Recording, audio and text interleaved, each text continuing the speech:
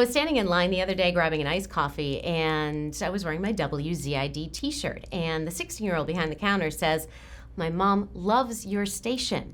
I don't really listen to radio. And I thought to myself, someday you will. WZID isn't just a music station.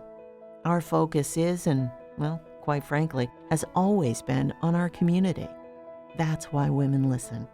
That 16-year-old girl, yeah, she's listening to Spotify right now. But some days she may get married, have kids, and she'll want to know what's happening in her state and her town. That's where we shine. Look, we can do what Spotify does. We have an app, we play music. But music apps can't do what we do. It can't tell a mom her kids are getting out of school early because of a snowstorm, or to avoid the Coca-Cola curve on 293 because of an accident. So when you listen to WZID, you'll notice the good stuff, the important stuff, happens in between the music. And it's all local.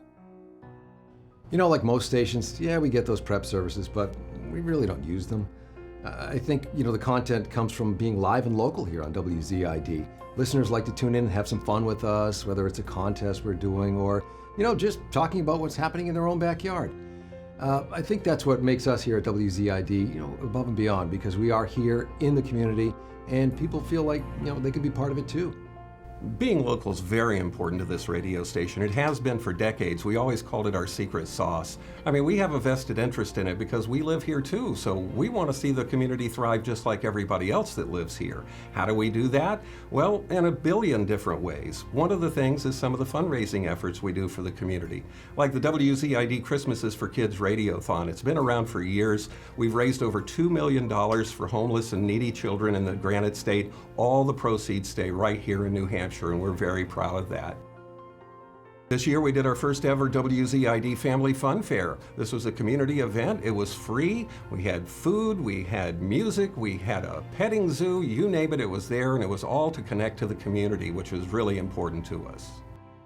Another on-air campaign we're very proud of is WZID's 20 Outstanding Women. We hold this in conjunction with International Women's Month, and we reach out to local women in the community who donate their time, their heart, to make the community a better place to live. Being part of the community, obviously we use our air to let people know what's going on in the area, but we also use our social media channels. I'll give you an example. Just last month we had a situation where the power plant here in New Hampshire inadvertently sent out an evacuation order. As you can well imagine, that freaked a lot of people out. Our phones were ringing off the hook. We used our air, we used our social media channel to let people know that this was an accident and that everybody was going to be okay. We're a full-service radio station. When it's all said and done, it's about execution, day after day, week after week. That's being part of the community, and that's what makes WZID the station that it is, and we see it every day.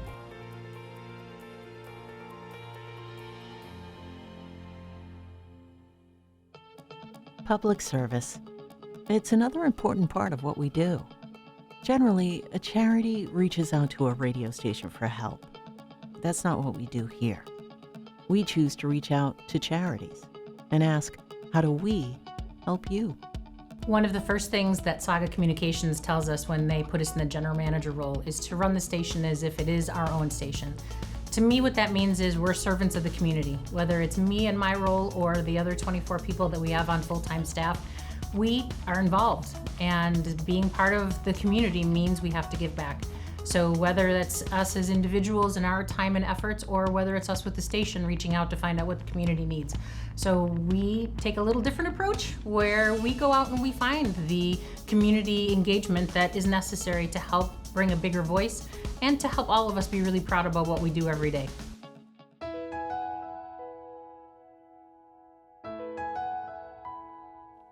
So, that's it. This is who we are. And this is what we do every day.